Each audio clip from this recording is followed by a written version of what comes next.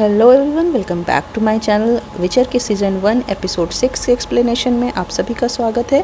और हमेशा की तरह अगर एपिसोड 1 से 5 तक आप लोगों ने नहीं देखा है तो पहले उन वीडियोस को देखें, फिर इसे आप ज़रूर देखें। और सारे वीडियोस का लिंक्स आपको मिल जाएगा डिस्क्रिप्शन बॉक्स में। और इस एपिसोड को स्टार्ट करने से पहले मैं बता दूं कि इस एपिसोड तक आते आते टाइमलाइन थोड़ी और बदली है, कुछ साल और आगे बढ़ चुका है। अगर सीरी को हम प्रेजेंट काल माने तो विचर और येनिफर का टाइम 6 साल पीछे चल रहा है। और इसी इन्फॉर्मेशन के साथ स्टार्ट करते हैं आज का एक्सप्लेनेशन।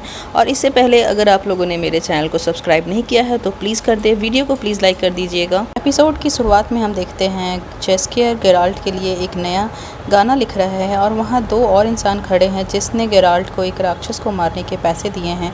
बट काफ़ी देर हो जाने की वजह से उन लोगों को लगता है कि शायद गेराल्ट मर चुका है और वो उसके सारे पैसे लूटकर, घोड़ा लूटकर जाना चाहते हैं। तभी वहाँ एक बूढ़ा आदमी पहुँचता है और उसके साथ में दो औरतें और होती हैं। वो तीनों उन दोनों लुटेरों को मना करते हैं कि तुम ऐसा ना करो, बट वो दोनों नहीं मानते। तो उसमें से एक औरत आती है और पीछे से उस इंसान को मारती है और उसका गला घुमाकर उसे मार डालती है। इससे दूसरा आदमी डर जाता है और वो जल्दी से सारा सामान देकर भाग जाता है। तभी गेराल्ट भी वहाँ बाहर आता है और उसने उस मॉन्स्टर जिसका नाम बेसिलिस्क होता है उसे मार दिया होता है।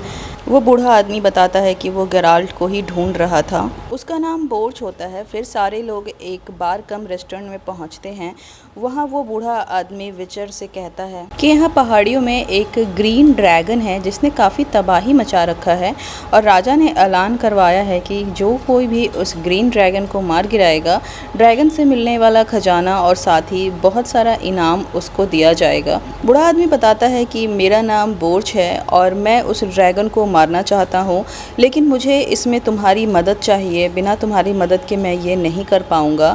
लेकिन गेराल्ट का कहना है कि वो ड्रैगन्स को नहीं मारता क्योंकि ड्रैगन्स कभी इंसानों को नुकसान नहीं पहुंचाते। बोर्च कहता है कि मैं बूढ़ा हो चुका हूं और ये मेरे लिए मेरे लाइफ का आखिरी एडवेंचर होगा, तो तुम प्लीज़ मेरी मदद करो। हमारे अलावा 3 और टीम है। एक टीम में बौने हैं, दूसरे में किलर्स हैं और तीसरे टीम के बारे में जैसे ही बोर्च बताने वाला होता है तभी वहाँ येनिफर पहुँचती है। बोर्च कहता है तीसरी टीम में यही है और उसे देखकर विचर चौंक जाता है। येनिफर के साथ एक योद्धा होता है और बस येनिफर की वजह से ही विचर भी इस एडवेंचर में शामिल हो जाता है। अगले दिन सुबह सफ़र की शुरुआत हो जाती है। चारों टीम एक साथ पहाड़ियों की तरफ निकल पड़ते हैं। येनिफर को उस नाइट के साथ देखकर गेराल्ट को कुछ अच्छा फील नहीं होता और वो ये भी सोचता है कि आखिर येनिफर इस मिशन पर क्यों है। फिर सीन शिफ्ट होता है ब्रोकिलॉन फॉरेस्ट में, जहाँ नकली मोसैक यानी कि उस डॉपलर ने जिसने मोसैक का रूप लिया हुआ है वो सीरी को और दारा को लेकर अपने साथ जंगल से बाहर जा रहा होता है। सीरी बहुत सारे क्वेश्चंस मोसैक से पूछ रही होती है जिससे मोसैक इरिटेट हो रहा होता है। कहानी फिर से शिफ्ट हो जाती है गेराल्ट के टाइमलाइन में, जहां जेस्कियर टिया और विया को इम्प्रेस करने के लिए उनके लिए बेरी लेने के लिए झाड़ियों में चला जाता है। बेरी तोड़ते समय उसे झाड़ियों में एक मॉन्स्टर दिखाई देता है। इस मॉन्स्टर का नाम है हेरिका। हेरिका को देखकर ऐसा लगता है कि उसने काफ़ी सालों से कुछ भी खाया नहीं है, काफ़ी दुबला पतला हो चुका है। गेराल्ट कहता है इससे हमें डरने की ज़रूरत नहीं है, ये इंसानों को नुकसान नहीं पहुंचाता है। लेकिन तब तक येनिफर के साथ आया योद्धा जिसका नाम सर आइक होता है, वो पहुंचता है उस मॉन्स्टर के पास और उस पर तलवार से हमला कर देता है और उसके कई टुकड़े कर देता है और उसके मांस को पकाकर खा लेता है। चारों ग्रुप वहां साथ में बैठकर रात का डिनर कर रहे होते हैं। फिर वहां बात छिड़ती है ड्रैगन्स के बारे में। विचर बताता है कि 3 तरह के ड्रैगन्स होते हैं। पहला है ग्रीन ड्रैगन जिसके लिए ये मिशन ऑर्गेनाइज हुआ है और ये आसानी से देखे जा सकते हैं। दूसरा है रेड ड्रैगन जो कि बहुत मुश्किल से हम देख पाते हैं और तीसरा है ब्लैक ड्रैगन जिसे शायद ही आज तक किसी ने देखा होगा। इस बात पर बोर्च कहता है कि इसके अलावा एक और ड्रैगन है, वो है गोल्डन ड्रैगन। विचर कहता है कि गोल्डन ड्रैगन सिर्फ कहानियों में है, एक मिथ है, सच में गोल्डन ड्रैगन एग्जिस्ट नहीं करता है। अगर हम विचर वर्ल्ड की बात करें तो गोल्डन ड्रैगन सबसे ज़्यादा ताकतवर होता है बाकी ड्रैगन्स से। वो इंसानों की तरह रूप लेकर इंसानों के बीच रह सकता है। अगले दिन सुबह जंगलों में सर आइक की डेड बॉडी मिलती है। पता चलता है उनकी किसी ने हत्या कर दी थी। इसके बाद गेराल्ट येनिफर के पीछे आता है। वो उससे बात करना चाहता है, उससे पूछना चाहता है कि वो इस मिशन पर क्यों है, उसका उद्देश्य क्या है। तब येनिफर उससे बताती है ग्रीन ड्रैगन के अंगों का यूज़ करके वो अपने माँ बनने का उपचार कर सकती है, इसीलिए वो इस मिशन पर आई थी और सर आइक की मदद से वो ग्रीन ड्रैगन के अंगों को पाना चाहती थी। ये सुनकर गेराल्ट उससे कहता है कि तुम अभी तक उस बात के पीछे पड़ी हुई हो। और बातों ही बातों में गलती से गेराल्ट आश्चर्य के बच्चे यानी कि सीरी के बारे में येनिफर को बता देता है और येनिफर इस बात से बहुत नाराज़ होती है कि तुम खुद एक बच्चे का हक रखते हो और फिर मुझे माँ बनने से मना कर रहे हो। सर आइक के डेथ के बाद में बाकी के 3 टीम यानी कि गेराल्ट की टीम, येनिफर की टीम और बॉने तीनों एक साथ हो जाते हैं और तीनों मिलकर डिसाइड करते हैं कि वो एक शॉर्टकट रास्ता लेंगे जिससे कि वो जल्दी उस ड्रैगन की गुफा में पहुंच सके। लेकिन ये शॉर्टकट रास्ता इतना आसान भी नहीं होता है। खड़ी पहाड़ी पर पतली एक लकड़ी की पट्टी होती है, पुल होता है जिसे क्रॉस करना होता है और इस बीच में एक जगह पर पुल का कमज़ोर हिस्सा टूटता है और बूढ़ा आदमी फिसल कर नीचे लटक जाता है। उसके साथ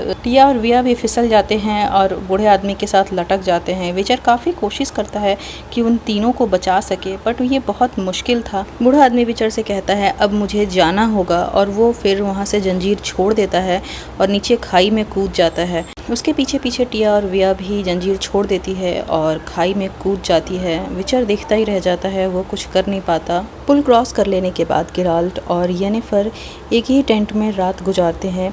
जिन वाली घटना के बाद गेराल्ट और येनिफर काफ़ी सालों के बाद एक साथ मिले थे। इसके बाद सीन शिफ्ट होता है प्रेजेंट टाइम में यानी सीरी की टाइमलाइन में, जहाँ पर सीरी नकली मुसैक से कॉन्टीन्यूअस क्वेश्चन पूछे जा रही थी, जिससे इरिटेट होकर मुसैक उससे बता देता है कि मैं मुसैक नहीं हूँ, मैं डॉपलर हूँ, उसका रूप लिया हूँ। डॉपलर ने सीरी को पकड़ रखा था। सीरी खुद को छुड़ाने की कोशिश करती है। डारा के पास एक चाकू होती है जो कि चांदी की होती है। उस चाकू से सीरी डॉपलर पर हमला करती है। चाकू के सटते ही डॉपलर धीरे धीरे अपने असली रूप में आ जाता है। असल रूप जो डॉपलर का होता है वो बहुत ही भयानक होता है। झड़प वाले उस सीन के बाद अचानक ही सीन में हम देखते हैं कि सीरी अकेले जंगल में दौड़ रही है। डॉपलर या डारा आसपास नहीं है। सीरी पर अचानक पीछे से हमला होता है और ये वही सिपाही है जिसने पहले भी सीरी को पकड़ा था और वो उसे पकड़कर अपने घर पर लेकर जाता है। वो सीरी से कहता है तुम्हें मुझसे डरने की ज़रूरत नहीं है, मैं तुम्हें नुकसान नहीं पहुंचाऊंगा। लेकिन सीरी कुछ भी रिप्लाई नहीं देती। वो चांदी के ग्लास में उसे पानी ऑफ़र करता है लेकिन सीरी मना कर देती है। वो पलटकर पानी वापस रखता है, फिर उस ग्लास को निहारता है। उसे कुछ शक होता है। अगले ही पल वो पीछे मुड़ता है। तब तक सीरी उसका रूप यानी उस सिपाही का रूप ले चुका होता है, यानी कि वो सीरी नहीं बल्कि डॉपलर था जिसने कि सीरी का रूप लिया हुआ था और उसके साथ उसके घर पर आया हुआ था। सिपाही उस डॉपलर पर अटैक करता है एक चांदी के चम्मच से और दोनों के बीच में फ़ाइट स्टार्ट हो जाती है। सीन फिर से शिफ्ट होता है गेराल्ट के टाइमलाइन में, जहां बॉने सुबह सुबह जल्दी उठकर सबसे पहले निकल पड़ते हैं ये सोच कर के कि वो ड्रैगन के पास पहुंच जाएंगे और उसे मारकर इनाम ले लेंगे। पर येनिफर को पता चल जाता है। येनिफर उन पर जादू कर देती है। वो सारे पॉज हो जाते हैं और येनिफर दौड़ती हुई सबसे पहले उस गुफा के पास पहुँच जाती है। गुफा में पहुँच येनिफर देखती है कि गुफा में एक ग्रीन ड्रैगन है और उसके पास एक अंडा रखा हुआ है, लेकिन वो ग्रीन ड्रैगन पहले से ही मरा हुआ है और वहाँ टिया और विया जिंदा खड़ी है। येनिफर के कुछ भी समझ में नहीं आता कि आखिर यहाँ क्या हो रहा है। पीछे से वहाँ गेराल्ट भी पहुँच जाता है। टिया और विया उस ड्रैगन और उस अंडे की रक्षा कर रही है। विचर तभी देखता है कि वहाँ पीछे से एंट्री होती है एक गोल्डन ड्रैगन की। गोल्डन ड्रैगन के आने के साथ ही इस एपिसोड का सबसे बड़ा प्लॉट रिवील होता है। तो असल में हुआ ये था कि वो गोल्डन ड्रैगन और कोई नहीं बल्कि वो बूढ़ा आदमी ही था और टिया और विया ड्रैगन को सर्व करती हैं। गोल्डन ड्रैगन और ग्रीन ड्रैगन का बच्चा यानी वो अंडा जिसकी रक्षा ग्रीन ड्रैगन कर रही थी, लेकिन अंडे को अपनी जगह से हिलाया नहीं जा सकता था, इसलिए ग्रीन ड्रैगन भी वहाँ से हिल नहीं सकती थी और अपनी रक्षा भी नहीं कर सकती थी। इस वजह से उसकी मौत हो जाती है। ग्रीन ड्रैगन के मर जाने के बाद उस अंडे की रक्षा की जिम्मेदारी उसके पिता यानी उस गोल्डन ड्रैगन पर आती है। राजा के ऐलान के बाद अंडे की सुरक्षा और भी मुश्किल हो जाती है। गोल्डन ड्रैगन इंसानी रूप ले सकता है, इंसानों के बीच रह सकता है, इसलिए वो सोचता है कि वो गेराल्ट से मदद लेगा क्योंकि गेराल्ट कभी भी ड्रैगन को नहीं मारेगा। बूढ़े आदमी ने सोचा वो खुद भी इस एडवेंचर में शामिल हो जाएगा और अपनी टीम में गेराल्ट को रखेगा ताकि उसकी जीत निश्चित हो जाए और उसके अंडे की सुरक्षा हो सके। गोल्डन ड्रैगन खुद अपने मुंह से ये सारी कहानी सुना रहा था, पर इसी बीच में चौथा ग्रुप यानी लुटेरों का ग्रुप वहाँ पहुँच जाता है और वो सभी पर अटैक कर देता है। इसके बाद एक फ़ाइट सीन दिखाई जाती है जिसमें गेराल्ट, ड्रैगन और येनेफर एक साइड होते हैं और दूसरी तरफ लुटेरे होते हैं।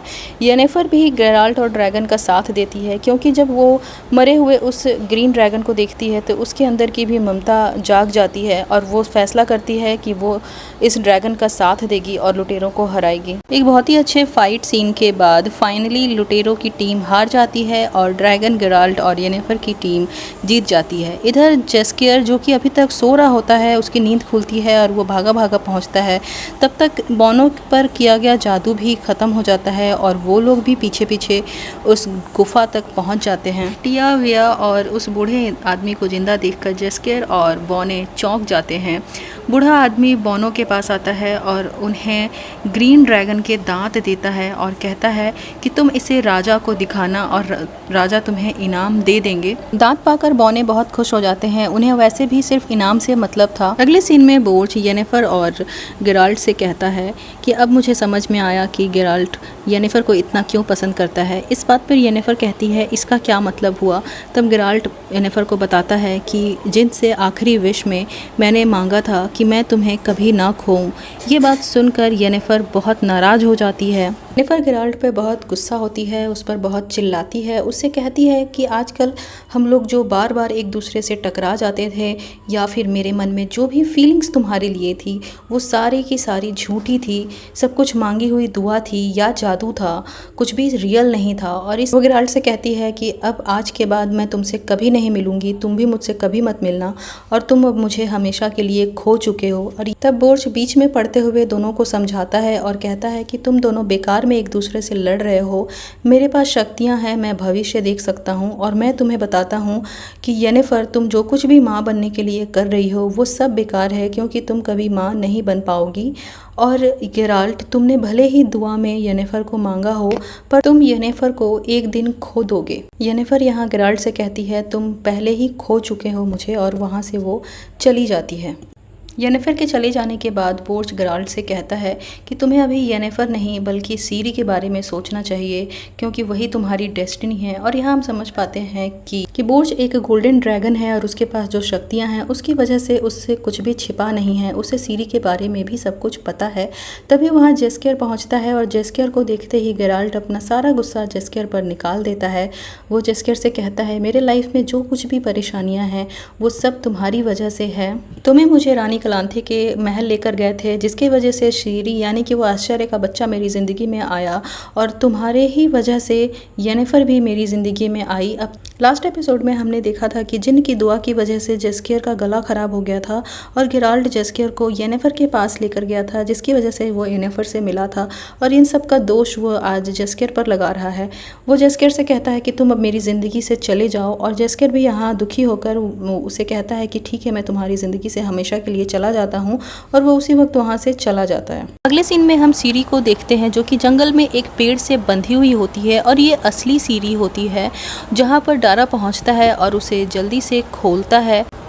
डारा सीरी पर नाराज़ होता है और कहता है कि तुम खुद को स्पेशल समझती हो लेकिन तुम जहाँ भी होती हो वहाँ मुसीबतें होती हैं, लोग मरते हैं और मैं तुम्हारे साथ अब नहीं रह सकता और अब मैं यहाँ से तुम्हारा साथ नहीं दे सकता और मैं जा रहा हूँ। इसके साथ ही विचर का एपिसोड 6 यहीं ख़त्म हो जाता है। वीडियो कैसा लगा प्लीज़ कमेंट बॉक्स में बताइएगा। अगर कुछ रह गया हो, कुछ मिस हो गया हो वो भी मेंशन ज़रूर कीजिएगा। और मिलती हूँ मैं एपिसोड 7 के साथ बहुत जल्द और तब तक टिल देन बाय बाय।